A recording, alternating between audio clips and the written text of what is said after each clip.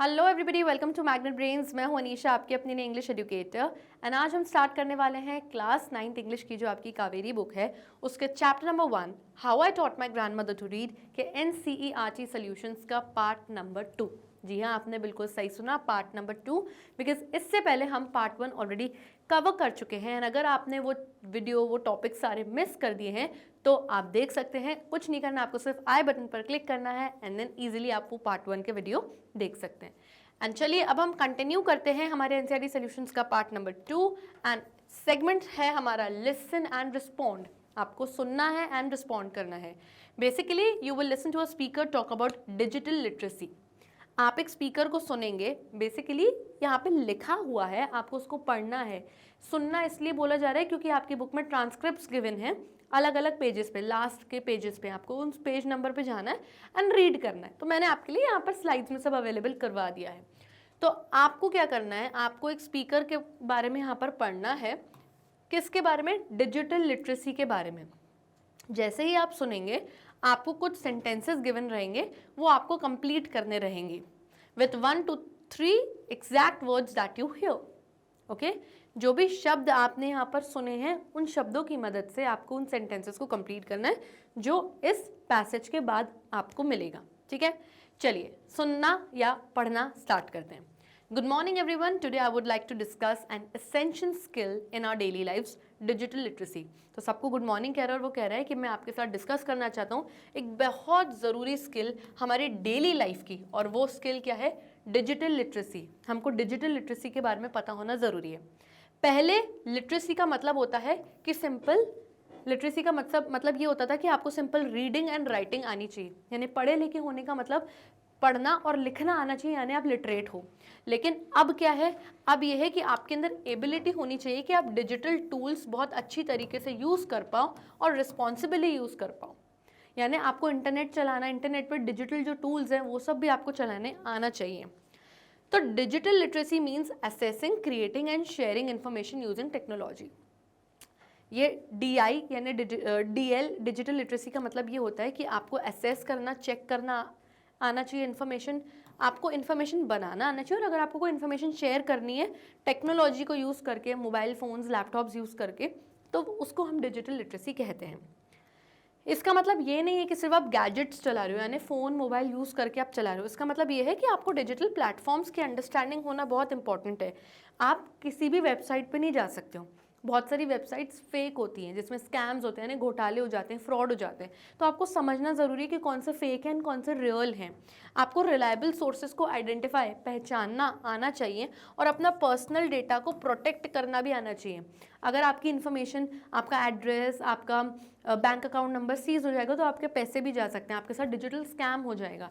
तो ये सब चीज़ों की समझ होना एंड यूज़ करना आना चाहिए, that is known as digital literacy. तो आपको क्यों लगता है कि डिजिटल लिटरेसी इम्पॉर्टेंट है, ज़रूरी क्यों है? तो सबसे पहले इंडिविजुअल्स को एम्पावर करती है, यानी एक इंसान को पावर मिल जाती है जब उसे ये सब चीज़ें आने लगती हैं। उसको दूसरों पर डिपेंडेंट होने की ज़रूरत नहीं है। स्टूडेंट्स खुद से रिसर्च करना स्टार्ट करते हैं, और जो प्रोफेशनल्स होते हैं वो डिजिटल ट्रांजैक्शंस को हैंडल करते हैं, यानी जो पैसों का ट्रांसफ़र हो रहा है एक अकाउंट से दूसरे अकाउंट तक, वो सब चीज़ें भी हैंडल हमारे प्रोफेशनल्स करते हैं। और जो सीनियर सिटीजन्स हैं, यानी जो बड़े बुजुर्ग हैं हमारे घर में, वो कहीं ना कहीं कनेक्टेड रहते हैं। उनको बहुत ज़्यादा डीपली तो ये सब यूज़ करने नहीं आता, लेकिन फिर भी थोड़ा बहुत आना ज़रूरी है कि भाई कि अगर फॉर एग्जाम्पल UPI फ़ोन पे करना है, स्कैनर अगर आपके सामने, तो उसको स्कैन मतलब QR कोड को स्कैन करके आप अमाउंट पे कर सकते हो, अपनी कोई चीज़ खरीद सकते हो। एटलीस्ट ये थोड़ा बहुत आना चाहिए।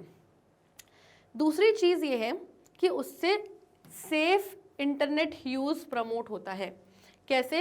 अगर आपको डिजिटली आप बहुत स्मार्ट हो, चीज़ें आपको आती हैं, तो आप मिस इन्फॉर्मेशन रिकग्नाइज कर सकते हो। कोई गलत इन्फॉर्मेशन है, आप बोल सकते हो ये फेक है, ये सही नहीं है, झूठा है।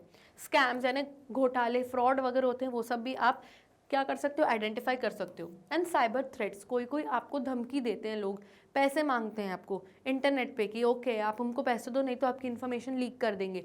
तो ये सब चीज़ें से डील करना लोगों को आ जाता है। थर्ड चीज़ क्या है? It prepares us for digital future. और फ्यूचर में डिजिटली चीज़ें और बढ़ती जाएंगी, तो कहीं ना कहीं हम उस चीज़ के लिए भी खुद को प्रिपेयर कर रहे हैं। जैसे ऑनलाइन सर्विसेज हो गया, जॉब के लिए आपको एप्लीकेशन देना है, या गवर्नेंस के लिए जो सब चीज़ें ज़रूरी होती हैं, जो स्किल्स इन सब चीज़ों में चाहिए, वो कहीं ना कहीं हमको अभी से आने लगती हैं फ्यूचर के लिए। अगर आप डिजिटली लिटरेट हो तो there is no longer optional, it is necessity. यानी अब ये चीज़ ऑप्शनल नहीं रही कि हाँ फ़ोन पे चलाना आना चाहिए कि नहीं आना चाहिए, आपको अपनी पर्सनल इन्फॉर्मेशन कैसे सिक्योर रखनी है, ये सब आए ना आए कोई फ़र्क नहीं पड़ता। अब तक ये रहता था, लेकिन अब ये सब नहीं है। अब तो ये सब बहुत नेसेसिटी यानी बहुत ज़रूरी हो गया है। ओके, इसी रीज़न की वजह से डिजिटल साक्षरता अभियान, जिसको दिशा कहा जाता है, या फिर national digital literacy mission NDLM scheme, ये सब बनाई गई है हमारी गवर्नमेंट द्वारा to impart IT training to people across the country, कि लोगों को IT ट्रेनिंग यानी इंफॉर्मेशन टेक्नोलॉजी की ट्रेनिंग दे लोगों को पूरी कंट्री में, जहाँ जहाँ लोगों को नहीं आता है, ताकि हर लोग जागरूक बने और डिजिटली लिटरेट बने। Okay, so this was all about your paragraph. अब इसी पैराग्राफ के बेसिस पे ब्लैंक्स एंड सेंटेंसेस गिवन है, आपको ब्लैंक्स फिल करने। Okay, literacy these days include the ability to use. आजकल के ज़माने में लिटरेसी क्या इंक्लूड होती है कि आपके अंदर क्या एबिलिटी होनी चाहिए यूज़ करने की, आपको डिजिटल टूल्स इफेक्टिवली और रिस्पॉन्सिबली यूज़ करना आना चाहिए। Digital literacy is about protecting, अपना क्या प्रोटेक्ट करना है, पर्सनल डेटा, आपका नाम, नंबर, एड्रेस, अकाउंट नंबर, ये सब आपको प्रोटेक्ट करना आना चाहिए। डिजिटल लिटरेसी इनेबल्स एल्डरली, बूढ़े बुजुर्गों की किस चीज़ में हेल्प करता है ये, टू स्टे कनेक्टेड, कि दुनिया से कनेक्टेड रहे, नहीं तो बिल्कुल ही अलग हो जाएंगे दुनिया से। Digital literacy encourages using the internet safely, ये हमको सेफली इंटरनेट यूज़ करना बताता है, बाय हेल्पिंग अस क्या रिकग्नाइज करना, मिस इन्फॉर्मेशन एंड स्कैम्स। हमको इजीली पता चल जाता है कि गलत इन्फॉर्मेशन है या कोई घोटाला स्कैम हो रहा है, या हमारे साथ कोई फेक कंपनी जुड़ गई है। अगर हमको आती है ये सब चीज़ें तो हम पहचान सकते हैं इन चीज़ों को। जो the national digital literacy mission है वो पीपल को पूरी कंट्री में क्या हेल्प कर रहा है, इम्प्रूव करने में। IT ट्रेनिंग टू पीपल, लोगों को क्या इम्पार्ट कर रहा है, क्या सिखा रहा है, इन्फॉर्मेशन टेक्नोलॉजी ट्रेनिंग दे रहा है लोगों को पूरी कंट्री में, ताकि सभी लोग इस सब चीज़ों से जागरूक हो जाएं, अवेयर रहें। ओके, आ जाते हैं नेक्स्ट सेगमेंट में, which is your speaking segment. अब बताया जा रहा है यहाँ पर आपको टर्न कोट के बारे में। टर्न कोट क्या होता है, टर्न कोट एक तरीके का सोलो डिबेट होता है। हमें डिबेट कंपटीशन मालूम है, बहस, यानी सामने एक पर्सन होता है और इस तरफ एक पर्सन होता है। टॉपिक के एक पर्सन फॉर में बात करता है, एक पर्सन अगेंस्ट के बात करता है। लेकिन टर्न कोट क्या होता है, ये सोलो डिबेट होता है, यानी एक ही इंसान होता है, वो फॉर के लिए भी बोलता है और अगेंस्ट के लिए भी बोलता है इसी टॉपिक के बारे में। ठीक है, वो बस साइड स्विच कर देता है। जब वो टॉपिक के फेवर में बोलता है तो यहाँ खड़े होकर बोलता है, जब टॉपिक के अगेंस्ट बोलता है तो अपना साइड चेंज कर लेता है वो। ठीक है, थोड़ी सी देर के लिए। तो अब आपको क्या करना है, आपको यहाँ पर कुछ 2 टॉपिक्स गिवन है, आपको अपना टॉपिक चूज करना है और उसी के फॉर और अगेंस्ट के बारे में बोलना है। नॉट मोर देन 1 मिनट, सिर्फ 1 ही मिनट के लिए आपको बोलना है ईच, यानी 1 मिनट फॉर के लिए और 1 मिनट अगेंस्ट के लिए, टोटल 2 मिनट्स। ओके, तो इन दोनों टॉपिक्स में से आपको कोई एक टॉपिक चूज करना है। पहला टॉपिक है, is it important to learn a new language apart from your mother tongue. अपनी मातृभाषा के अलावा क्या ये ज़रूरी है कि हम लोग कोई नई भाषा भी सीखें। टॉपिक 2 है, learning can happen only when you are young. पढ़ाई लिखाई सीखना आप सिर्फ तभी कर सकते हो जब आप यंग हो, यानी कि जब आप जवान हो। तो I will choose the topic number 1। Okay, and topic 1 के फॉर एंड अगेंस्ट में मैं टर्न कोट यानी फॉर एंड अगेंस्ट बोलूँगी। ये कुछ गाइडलाइंस गिवन है जो आप यूज़ कर सकते हो। बिगिन विथ स्पीकिंग फॉर, सबसे पहले फॉर यानी फेवर, टॉपिक के फेवर में बोलना आप स्टार्ट करिए सबसे पहले 1 मिनट के लिए। फिर जब टीचर आपको सिग्नल देगी तो आप अपना साइड स्विच करना और फिर आप 1 मिनट लिए अगेंस्ट के लिए बोलना उस टॉपिक के लिए। ओके, चलिए, you may use the following sentence prompts, यानी अगर आप फॉर के लिए बोल रहे हो तो ये कुछ प्रॉम्प्ट्स गिवन है कि स्टार्टिंग कैसे करना है, एंडिंग कैसे करना है। आप इन हिंट्स को यूज़ कर सकते हो, एंड ये कुछ प्रॉम्प्ट्स यानी हिंट्स गिवन है अगेंस्ट के लिए। फॉर के लिए आप स्टार्ट कर सकते हो, I would like to speak for the topic, और अपना टॉपिक बताओ। मेरा पहला आर्ग्यूमेंट इस फेवर में है, एंड जो भी आपको बोलना है। सबसे इंपॉर्टेंट चीज़ ये है कि जो भी आपको बोलना है, इन एडिशन टू दैट या मोर ओवर या आई स्ट्रांगली फील या I have a reason, there is no doubt that इस तरीके से आप फॉर के लिए स्टार्टिंग कर सकते हो। एंड सिमिलरली आपके पास अगेंस्ट के लिए भी कुछ प्रॉम्प्ट्स हैं जो आप यूज़ करके अपना टर्न कोट यानी सोलो डिबेट कर सकते हो। चलिए, मैंने टॉपिक चूज़ किया है कि भाई मुझे नई लैंग्वेज सीखना है अदर देन हमारी मदर टंग के अलावा। तो पहले फॉर के लिए बोलेंगे हम एंड देन अगेंस्ट के लिए। तो फॉर के लिए हम स्टार्ट करते हैं। Learning a new language apart from our mother tongue is very important. It helps us communicate with more people and understand different cultures. यानी कोई नई भाषा सीखना अपनी मातृभाषा के अलावा बहुत ज़रूरी है, क्योंकि इससे हम और ज़्यादा लोगों से कम्युनिकेट कर सकते हैं, उनसे बातचीत कर सकते हैं और अलग अलग कल्चर्स को समझ सकते हैं. फॉर एग्जांपल, अगर मुझे बंगाली नहीं आती और मैंने सीख ली तो क्या होगा, मैं और ज़्यादा बंगाली लोगों से बात कर सकती हूँ, उनसे कम्युनिकेट कर सकती हूँ, उनके कल्चर को समझ सकती हूँ. यस. और आज का जो दुनिया है ये ग्लोबल वर्ल्ड है, यानी यहाँ पर अलग अलग तरीके के लोग रहते हैं. और इस चीज़ में अगर आपको मल्टीपल लैंग्वेजेस आती हैं तो इससे आपके लिए जॉब अपॉर्चुनिटीज़ बढ़ जाती हैं. फॉर एग्जाम्पल, आप किसी होटल में अगर जॉब करने जा रहे हो तो वहाँ पर अलग अलग जगहों से लोग आते हैं. तो अगर आपको बंगाली आती है, गुजराती आती है, तो आप गेस्ट्स को अटेंड कर सकते हो और उनके हिसाब से उनको फूड कस्टमाइज करके भी दे सकते हो. ओके. तो इससे कहीं ना कहीं आपका कॉन्फिडेंस बूस्ट होता है, यानी बढ़ जाता है. ऑल्सो हमारी ब्रेन स्किल्स बढ़ जाती हैं अगर आप कोई नई लैंग्वेज सीखते हो. आपकी मेमोरी यानी याददाश्त बढ़ जाती है और आपकी प्रॉब्लम सॉल्विंग कैपेसिटी भी बढ़ जाती है. आप इजीली प्रॉब्लम्स को सॉल्व कर सकते हो. ओके. और तो और हम इजीली ट्रैवल कर सकते हैं. मैं बंगाल में कहीं पर भी ट्रैवल कर सकती हूँ बिना किसी प्रॉब्लम के, बिना किसी लैंग्वेज बैरियर के, अगर मैंने बंगाली सीख ली तो. और लोगों से ज़्यादा कनेक्ट कर सकती हूँ अलग अलग रीजन्स के. ओके. तो नई लैंग्वेज सीखना बहुत अच्छी बात है. चलिए, इसी टॉपिक के अब अगेंस्ट बात करेंगे एंड देखते हैं क्या बोलते हैं हम. While learning a new language is useful, it is not always necessary. मानते हैं कि नई लैंग्वेज सीखना बहुत काम की चीज़ है, लेकिन ऐसी कोई ज़रूरी चीज़ नहीं है ये, क्योंकि हमारी मदर टंग, हमारी मातृभाषा इनफ है हमारी डेली लाइफ में कम्युनिकेट करने के लिए या बातचीत करने के लिए. अगर एक और लैंग्वेज आपको सीखनी है तो उसके लिए बहुत टाइम लगता है. इट इज़ टाइम टेकिंग और एफर्ट यानी बहुत मेहनत भी लगती है, which can be use to develop other important skills. आप इस टाइम को, इस मेहनत को दूसरी ज़रूरी स्किल्स को अपनी लाइफ में डेवलप करने के लिए इस्तेमाल कर सकते हो रादर देन कोई न्यू लैंग्वेज लर्न करने में. साथ ही साथ not everyone has access to proper resources to learn new language. हर इंसान के पास रिसोर्सेज या फिर प्रॉपर ट्यूशन क्लासेस या कोई टीचर नहीं मिलता उनको कि जिसकी मदद से वो एक नई लैंग्वेज सीख लें. और बहुत से केसेस में टेक्नोलॉजी भी हमारे काम आ जाती है, जिसको हम बोलते हैं ट्रांसलेशन ऐप्स. यानी कोई भी आप लैंग्वेज की चीज़ लिखो, उस ऐप पर जाओ एंड वो ऐप आपको जिस लैंग्वेज में आप बोलोगे, मैं बोलूँगी कुछ भी बोलूँ एंड मैं बोलूँ कि मुझे हिंदी में इसको ट्रांसलेट करके बताओ, तो ट्रांसलेट होके मुझे मिल जाएगा. तो ट्रांसलेशन ऐप्स हमारे लिए बहुत हेल्पफुल हैं और हमें बिना कोई न्यू लैंग्वेज लर्न करे ईजिली कम्युनिकेट करने में हेल्प हो जाती है. ओके.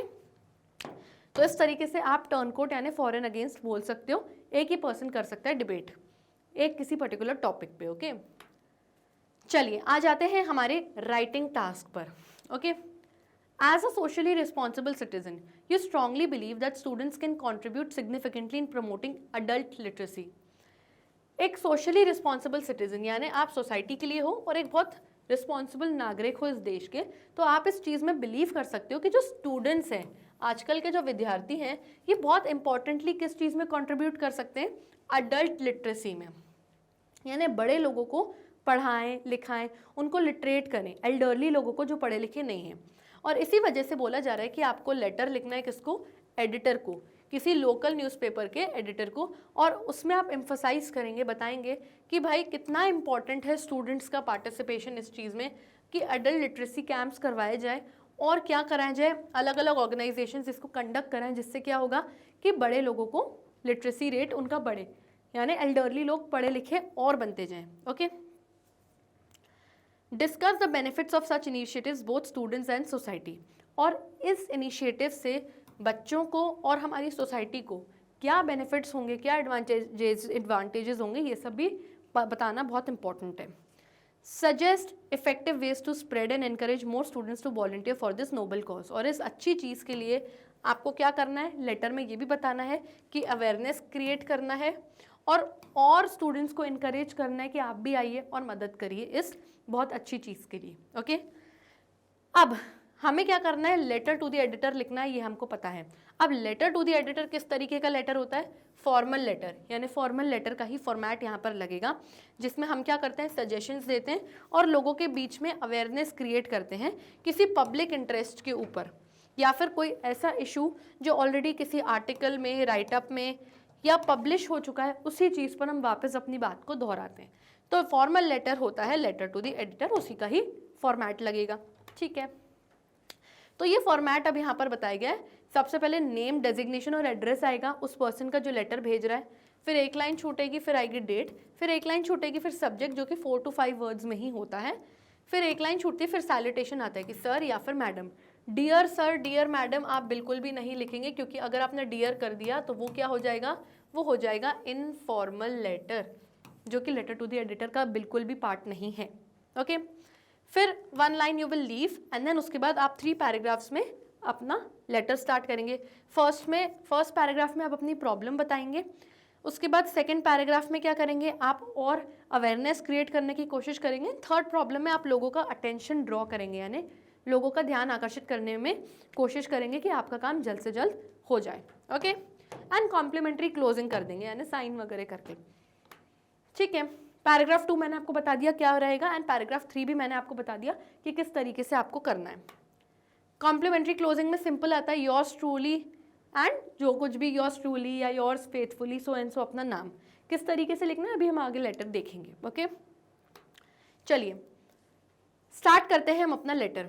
तो अब हमें सेंडर का एड्रेस जो है क्वेश्चन में नहीं गिवन है, तो हमको अपना एड्रेस खुद फ्रेम करना है।